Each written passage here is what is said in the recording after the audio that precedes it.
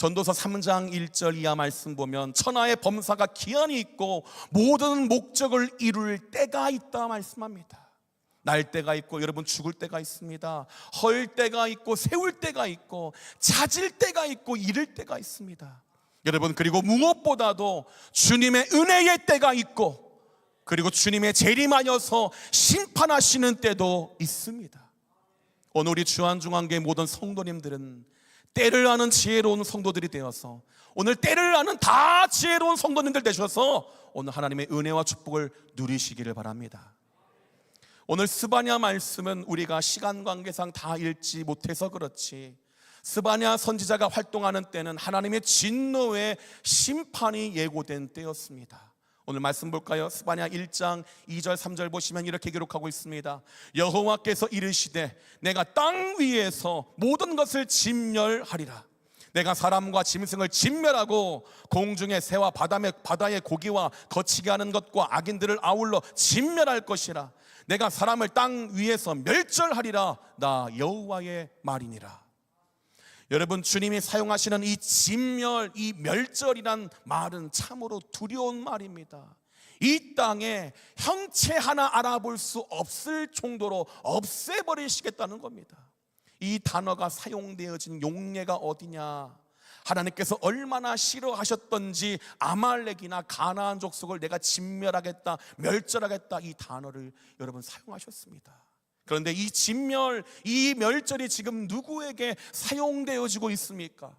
사랑에서 영원한 왕조 언약을 맺은 다윗의 자손과 그 나라 남유다를 향하여서 오늘 주님이 아말렉처럼 가나안 족속처럼 내가 진멸하겠다, 내가 멸절하겠다 주님 말씀하고 계신 것입니다. 그런데 참으로 신기한 것이 있습니다. 오늘 우리가 읽은 본문 말씀 보면 주님의 진멸과 멸절의 분노와 심판은 사그라들고 은혜와 사랑을 말씀하고 계십니다. 도대체 무슨 일이 있었기에 진멸과 멸절이 은혜의 차량으로 변화되는가? 오늘 그 은혜를 함께 살펴보기를 원합니다. 여러분, 오늘 이 밤에 주님의 말씀과 때를 잘 분별함으로 오늘 진멸의 이 시대 속에서도 이 은혜와 축복이 오늘 밤 여러분의 심령과 가정과 삶의 지경 가운데 임하길 주님의 이름으로 축원합니다. 첫 번째로 우리가 살펴볼 것은 여호와의 진멸이 선언될 수밖에 없었던 이유가 있습니다. 반드시 심판받고 멸망받을 수밖에 없는 합당한 이유가 있었다는 것입니다. 스바냐 1장 17절 이하 18절을 보시면 이렇게 기록하고 있습니다. 내가 사람들에게 고난을 내려 맹인같이 행하게 하리니 이는 그들이 나 여호와께 범죄하였음이라. 또 그들의 피는 쏟아져서 티끌같이 되며 그들의 살은 분토같이 될지라. 그들의 은과 금이 여호와의 분노의 날에 능히 그들을 건지지 못할 것이며 이 온 땅이 여호와의 질투의 불에 삼켜지리니 이는 여호와가 이 땅 모든 주민을 멸절하되 놀랍게 멸절할 것임이라.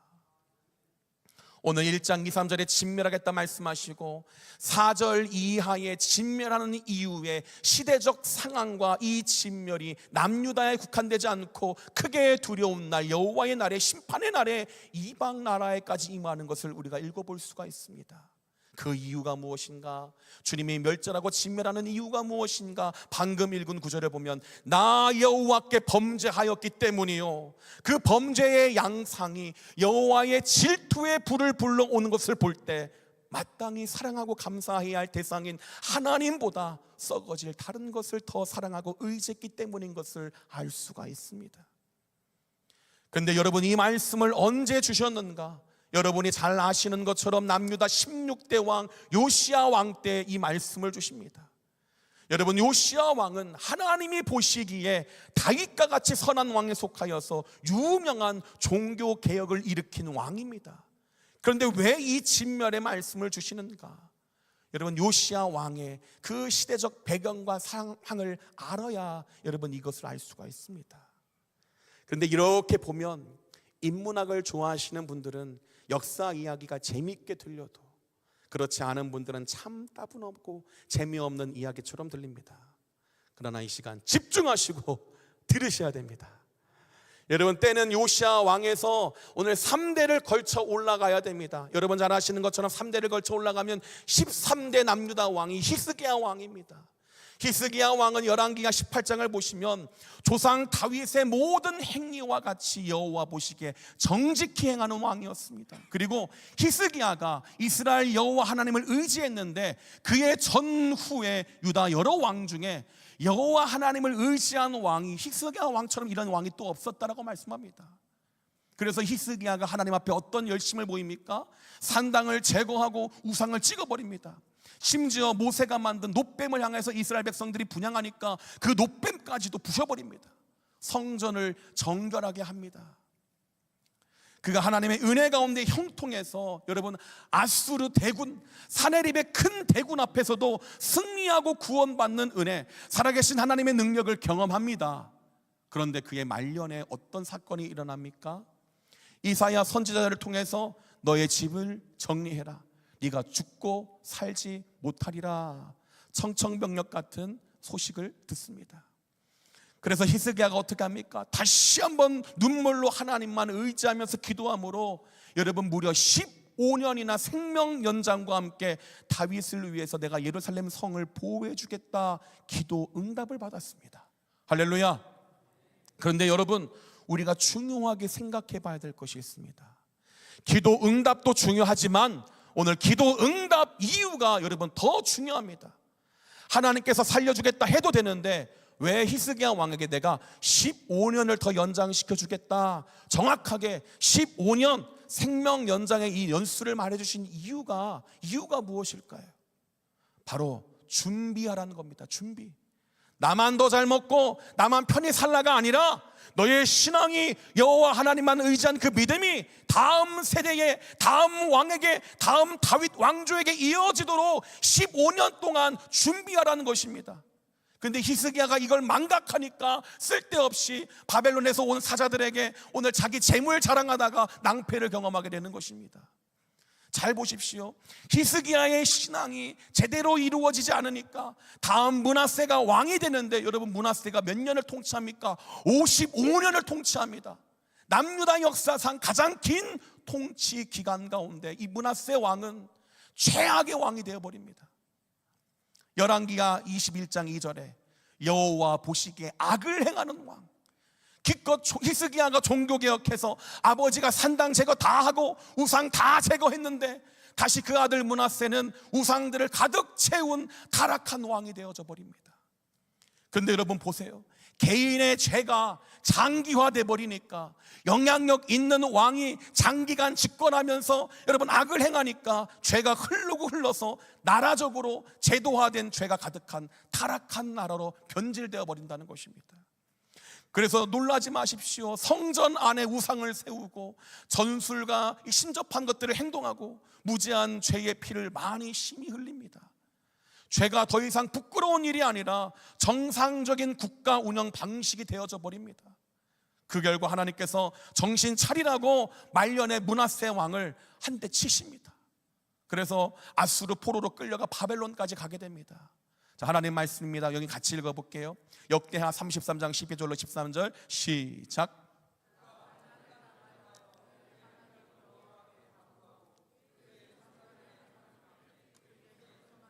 기도하였으므로 하나님이 그의 기도를 받으시며 그의 간구를 들으시사 그가 예루살렘에 돌아와서 다시 왕 위에 앉게 하심에 므낫세가 그제서야 여호와께서 하나님이신 줄을 알았더라.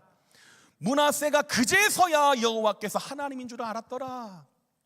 끌려가고 한 대 맞고 죽음의 위기 가운데 처해져 보니까 그제서야 번쩍 정신 들고 하나님 앞에 회개기도 했다는 것입니다. 회개기도 하니까 주님 용서해 주셔서 다시금 왕위를 허락해 주시고 돌아와서 왕의 자리에 앉게 됩니다. 그제서야 깨달았습니다. 자, 그런데 문제는 개인의 회개의 자리에서 멈춰버린 것이 문제입니다. 자기가 그동안 55년 동안 뿌려놓은 죄악의 씨와 열매들을 정리하지 못하는 것이 문제입니다. 그래서 여러분 므낫세의 아들 아몬이 15대 남유대 왕이 돼버리는데 이때는 이미 죄가 관영에서 넘쳐 흘러버립니다. 그래서 아몬은 하나님께 반역함으로 말미암아서 참다 못한 신하들이 통치 2년 만에 왕을 죽여버리는 초유의 사태가 일어납니다. 2년 만에 죽어버렸어요. 왕이. 참담하지 않습니까? 여러분 우리는 구원을, 신앙생활을 개인의 영역이라 이야기합니다. 맞습니다. 구원은 1대1 간의 관계입니다. 그러나 오늘 예수님께서 삭개오에게 삭개오 개인의 구원만을 말씀하지 않았음을 우리는 기억해야 됩니다. 오늘 구원이 삭개오뿐만 아니라 오늘 삭개오의 집에도 임했다라고 예수님 분명히 말씀하셨습니다. 우리는 나도 모르는 사이에 부지부식간에 가정에서 내 자녀에게, 내 배우자에게, 나눔방에서 내 영적인 식구들에게, 삶의 지경에서 만나는 이들에게 오늘 영향을 주는 자인 것을 여러분 기억해야 됩니다. 여러분 어떤 영향을 주고 있습니까? 악영향입니까? 선한 영향입니까? 여러분 아몬이 왕 된 지 2년 만에 죽었습니다. 그런데 북이스라엘과 남유다의 왕위 계승의 특징이 있어요. 북이스라엘은 반역한 자가 왕이 되지만 남유다는 아무리 반역해도 오늘 다윗의 자손이 왕이 됩니다. 왕조가 이어지는 거예요. 그래서 오늘 아몬 다음에 오늘 16대 왕으로 요시야가 왕이 되는데 여러분 놀라지 마십시오. 요시야가 왕이 될 때 나이가 불과 8살에 불과합니다. 여러분 8살 아이가 무슨 힘이 있고 8살 아이가 무슨 능력이 있겠습니까? 그러니까 요시야 왕 통치 초기에는 여러분 히스기야 므낫세 아몬에 이르기까지 쭉 죄가 흘러서 흐르다 못해 관영에서 넘치는 시기였기 때문에 오늘 주님께서 내가 땅 위의 모든 것을 진멸하리라 말씀하고 계시는 것입니다. 그럼 두 번째로, 그러나 진멸 이전에 하나님께서 먼저 주시는 것이 있다는 것입니다. 여러분 우리는 흔히 요시야를 종교개혁을 일으킨 위대한 왕으로 기억합니다. 그러나 성경 하나님 말씀은 요시야를 처음부터 준비된 개혁가로 소개하지 않습니다. 요시야는 어린아이입니다. 8살입니다. 경험도 없습니다. 영적으로 본받을 만한 앞세대의 멘토 왕도 없습니다. 성전은 방치되었고 55년 넘치는 시간 동안에 제사장들은 다 무기력해져 버리고 예배가 다 없어버렸습니다. 무엇보다 말씀 자체가 사라진 시대가 요시야 왕의 시대였습니다. 자, 그런데 질문이 하나 생깁니다. 이렇게 무기력한 왕이 어떻게 나라 전체를 다 흔드는 개혁을 일으킬 수가 있을까? 궁금하지 않습니까? 궁금해요? 여러분 답은 단순합니다. 요시야가 위대해서가 아니라 오늘 하나님이 은혜로 먼저 역사하셨기 때문입니다.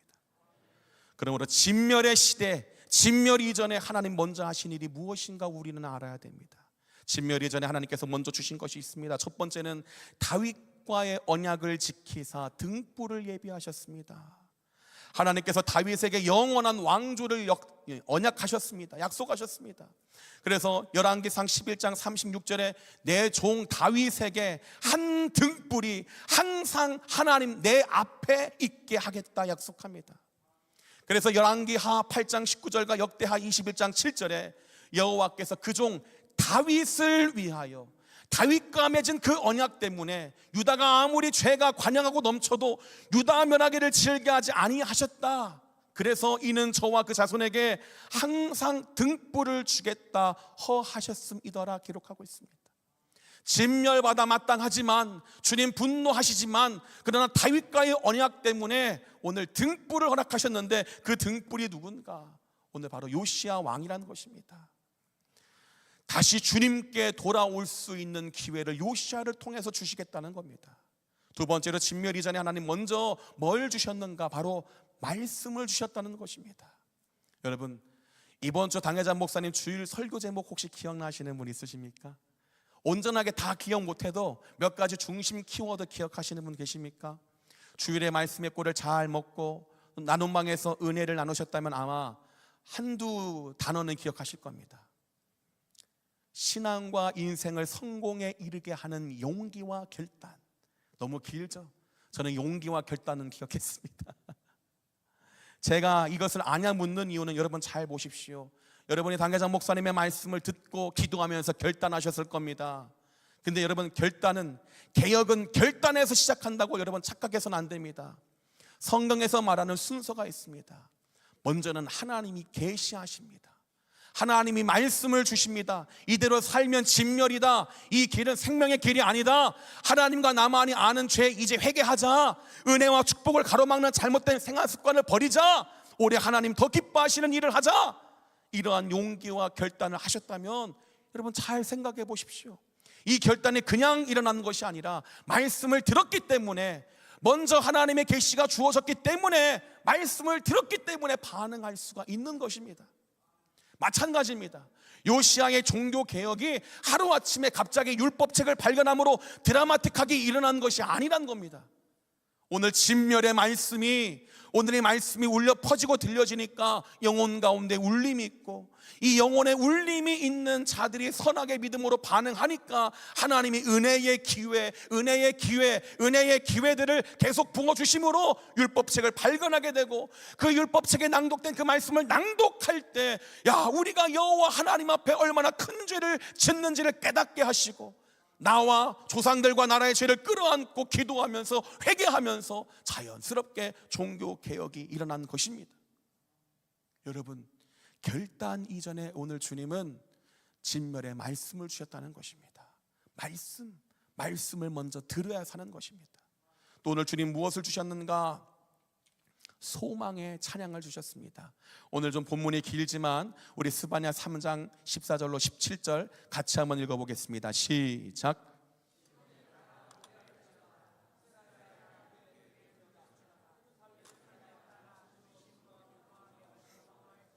여호와가 네 형벌을 제거하였고 내 원수를 쫓아냈으며 이스라엘 왕 여호와가 네 가운데 계시니 내가 다시는 화를 당할까 두려워하지 아니할 것이라. 그날에 사람이 예루살렘에 이르기를 두려워하지 말라, 시온아 내 손을 늘어뜨리지 말라. 너희 하나님 여호와가 너희 가운데 계시니 그는 구원을 베푸실 전능자시라. 그가 너로 말미암아 기쁨을 이기지 못하시며 너를 잠잠히 사랑하시며 너로 말미암아 즐거이 부르며 기뻐하시리라 하니라. 아멘. 자막 때문에 당황했습니다. 이 찬양 다 아시죠? 너의 하나님 여호와가 누구 가운데요? 너의 가운데 계시니. 여러분, 이 찬양을 아시는 분은 이 찬양이 굉장히 사랑의 찬양이라 착각할 수 있습니다. 맞습니다. 사랑의 찬양은 맞지만 어느 상황 가운데에서 불려졌냐는 것입니다. 하나님이 진멸의 말씀과 더불어서 오늘 소망과 기쁨의 찬양을 부르라라고 14절에 말씀합니다. 오늘 이 찬양은 단순히 하나님이 나를 사랑하신다가 아닙니다. 시온에 따라 노래해라, 이스라엘아 기쁘게 찬양해라, 진심으로 즐거워해라. 오늘 하나님께서 진멸받아 마땅한 너희 가운데 선한 믿음을 지키고 홀로 고분분투하며 살아가는 것처럼 느껴지는 자들아, 너는 혼자가 아니다. 하나님이 너와 함께 계시면서 상황과 환경의 핍박에 네 믿음의 손이 늘어뜨리며 포기할 그때에도 구원을 베푸시는 전능한 하나님 것을 너가 기억하며 노래하며 믿음을 지켜라는 것입니다. 하나님이 너를 얼마나 사랑하는지 그 기쁨을 이기지 못하신다. 잠잠히 너를 사랑한다. 소망의 찬양을 지금 부르라 말씀하는데, 진멸 가운데 죄가 관영하는 가운데 이 찬양 부르라는 것입니다. 그렇다면 마지막 세 번째로 이제 결론입니다. 그렇다면 이들은 어떤 소망의 노래를 불렀습니까? 스바냐 3장 17절을 자막이 문제네요. 자, 제가 읽어드리겠습니다. 너희 하나님 여호와가 너희 가운데 계시니 그는 구원을 베푸실 전능자이시라. 그가 너로 말미암아 기쁨을 이기지 못하시며 너를 잠잠히 사랑하시며 너로 말미암아 즐거이 부르며 기뻐하시리라 하리라. 아멘. 여러분, 하나님께서 백성들로 하여금 가사를 주시고 찬양을 부르라 말씀합니다. 여러분, 당회자 목사님께서 항상 강조하는 것과 일맥상통합니다. 그 사람의 생각, 그 사람의 말이 어디로 향하고 있는가, 믿음을 말하고 있고 소망을 말하고 있고 하나님의 능력과 은혜를 말한다면 오늘 그 사람의 인생과 신앙이 그리로 가는 것입니다. 그래서 주님은 오늘 백성들로 하여금 긍정의 찬양, 소망의 찬양, 기쁨의 찬양을 진멸 가운데 부르라 말씀합니다. 왜 그렇게 명령하시는가?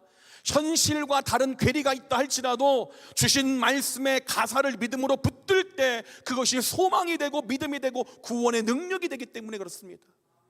그래서 믿음의 사람들은 타락한 세상 한가운데서도 하나님이 나와 함께 하심을 믿고 찬양했습니다. 하나님이 너희 가운데 계신다. 한번 따라해 보시겠습니다. 하나님이 나와 함께 하신다. 나 가운데 계신다는 겁니다. 여러분, 심판 후에도 떠나지 않겠다. 심판 후에도 내가 너희를 버리지 않고 오히려 함께 하시겠다 말씀합니다. 왜 그럴까? 하나님이 미워하는 것은 죄지 사람이 아니기 때문에 그렇습니다. 그래서 백성을 포기하지 않고 내가 너희 가운데 함께 있겠다라고 말씀하고 계신 겁니다. 나와 함께 하시는 사랑의 하나님은 또 어떤 하나님인가? 구원의 하나님, 전능의 하나님이시란 겁니다. 나의 하나님은 능력의 하나님. 한번 따라해보십시다. 나의 하나님은 능력의 하나님이다. 나의 하나님은 구원의 하나님이다. 나의 하나님은 길을 만드시는 하나님이다.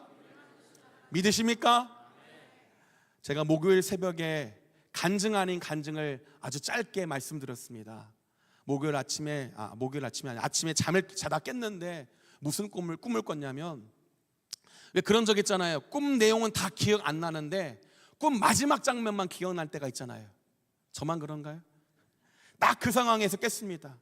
근데 예배 드리는 꿈이었는데 찬양을 부르고 주 여기 함께 하시네 나 경배해 나 경배해 주 여기 함께 하시네 부르고다가 갑자기 깬 거예요. 여러분 아시죠? 급하게 깨면 심장 두근두근한 거 아세요? 딱 그 상황에서 일어나는 거예요. 근데 저도 모르게 주님이 여기 함께 하신다, 주님이 여기 함께 하신다, 딱 여기까지 간증하면 좋은데요, 사실 새벽이 짧아가지고 다 못했습니다. 한국말은 끝까지 들어야 돼요. 이 고백하는데요, 두려움이 임했습니다. 저한테. 무슨 두려움인가 하니, 주님이 지금 나와 함께 하시는데 내가 왜 이렇게 살까? 주일에 말씀 듣고 내가 용기 내고 결단했는데 주님이 싫어하는 죄 내가 끊겠습니다. 주님, 내가 바쁘고 피곤한 것을 핑계로 게으르지 않겠습니다 라고 약속하고 기도했는데 나는 왜 아직도 퍼질러 자고 있을까? 주님이 여기서 두 눈 시퍼렇게 뜨고 나와 함께 하시고 나를 지켜보는데 나는 왜 이렇게 살까? 갑자기 두려움이 임했습니다. 그러니까 어떻게 된 줄 아세요? 하면서 일어나야 되는데 벌떡 일어나면서 와 씻고 오늘은 지각은 없다, 내 인생에 지각은 없다 이러면서 막 달려나왔습니다. 여러분, 어떤 하나님을 만나고 계십니까? 오늘 나는 어떤 하나님을 인식하며 코람데오로 살아가고 있습니까? 오늘 하나님의 백성들로 하여금 오늘 하나님은 구원의 하나님, 전능의 하나님을 노래하게 하십니다. 왜 그런가? 너무나 사랑하기 때문입니다. 그가 너로 말미암아 기쁨을 이기지 못한다. 너를 잠잠히 사랑하신다. 잠잠히 사랑하신다. 여러분 이해가 되십니까? 여러분 침묵도 때로는 사랑이 되더라고요. 어떤 상황입니까? 진멸의 심판을 내리시던 하나님이 침묵함으로 내가 너를 사랑한다 말씀하는 거예요. 예를 들어서 내 자녀가 나를 너무나 실망시킬 때 혼냈습니다. 매를 들었어요. 애가 엉엉 웁니다. 서럽게 웁니다. 그런데요, 애가 오늘 내 사랑하는 자녀가 엉엉 울지만 사랑하는 아빠한테 엄마한테 달려오는 거예요. 그때 여러분 어떻게 하시겠습니까? 에이 저리 가! 비켜! 이러겠습니까? 너희 하나님 여호와가 너희 가운데 계시니 거부하지 않고 받아주는 거예요. 잠잠히 사랑하신다는 바로 이겁니다. 아무 말 안 하는 거예요. 그냥 두 팔 벌려서 안아주고 위로하는 거예요. 그때 이 애가요 서럽게 울다가도 아빠의 품에 엄마의 품에 포근히 푹 안기는 거예요. 그러면서 울음이 그쳐지고 안정을 찾는 거예요. 그게 오늘 주님이 말씀하는 잠잠히 사랑하시다는 거예요. 내가 너 다시는 정죄하지 않아. 내가 너 사랑해. 너로 말미암아 내가 즐거이 부르며 기뻐한다. 여러분 우리가 하나님께 노래하지만 찬양하지만 하나님도 우리를 위해서 노래하신다 말씀합니다. 왜? 너무 사랑해서. 여러분 오늘 이 말씀이 구약의 말씀이 아니라 예수 그리스도를 통해서 우리에게 이미 성취된 줄로 믿으시기 바랍니다. 십자가 위에서 대속의 제물 되심으로 하나님께서 진노를 멈추셨습니다. 진멸받아 마땅한 우리에게 진노를 멈추시고 대신 오늘 부활하게 하심으로 우리를 여전히 죄와 흠 많지만 죄 없다 선언해 주시고 또 사랑해 주신다는 것입니다. 오늘 말씀을 맺습니다. 오늘 우리는요 진멸의 시대를 살고 있습니다. 국제 정세가 그렇게 흘러가고 있고요, 나라가 그렇게 가고 있고요, 기록된 계시록의 말씀이 그러합니다. 그러니 때 우리는 뭘 해야 되냐? 바로 이 노래를 불러야 됩니다. 나와 함께 하시는 하나님, 나를 사랑하시는 하나님, 나를 건지시는 전능하신 하나님, 구원의 하나님, 그 하나님이 나를 사랑한다, 너도 사랑한다 외칠 수 있는 자들이 되어야 됩니다. 하나님이 이토록 나를 사랑하는데, 우리를 사랑하는데, 교회를 사랑하는데 우리가 어찌 한눈을 팔 수가 있겠습니까? 찬양이 울려서 여러분 왕궁의 담장을 넘어서 백성들에게 전달되어졌습니다. 진멸의 말씀뿐만 아니라 소망의 노래가 왕궁을 넘어서 백성들에게 전달됐습니다. 그때 하나님 어떤 은혜 주셨습니까? 율법책을 발견하게 하심으로 그들의 마음이 다 녹아지고 주님께 반응하는 회개의 역사가 국민적으로 나라적으로 일어날 수 있게 해주신 겁니다. 마찬가지입니다.